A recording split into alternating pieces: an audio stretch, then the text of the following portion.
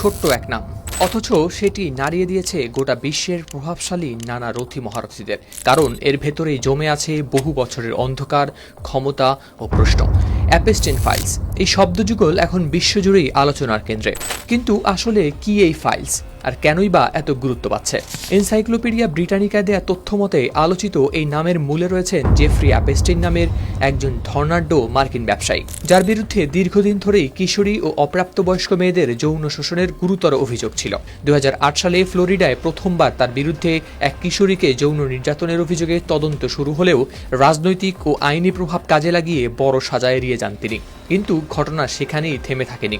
2019 সালে আবারও অপ্রাপ্তবয়স্কদের যৌন পাচারের অভিযোগে গ্রেপ্তার হন অ্যাপস্টাইন। বিচার শুরুর আগেই নিউ ইয়র্কের কারাগারে তার মৃত্যু হয়। সরকারিভাবে একে আত্মহত্যা বলা হলেও সেই মৃত্যুকে ঘিরে আজও কাটেনি রহস্য। কি এই অ্যাপস্টাইন ফাইলস? এই পুরো তদন্ত প্রক্রিয়ায় অ্যাপস্টাইনের বাড়ি ও সম্পত্তিতে চালানো হয় একাধিক অভিযান।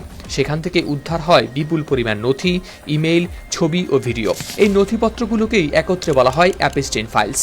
সম্প্রতি যুক্তরাষ্ট্রে নতুন ট্রান্সপারেন্সি আইনের আওতায় 30 লাখের বেশি পৃষ্ঠার নথি, প্রায় 1,80,000 ছবি ও 2,000 ভিডিও প্রকাশ করেছে মার্কিন বিচার বিভাগ, যা অ্যাপস্টাইনের অর্থ পাচার ও যৌন পাচারের সাথে জড়িত সকল তথ্য উপস্থাপন করে।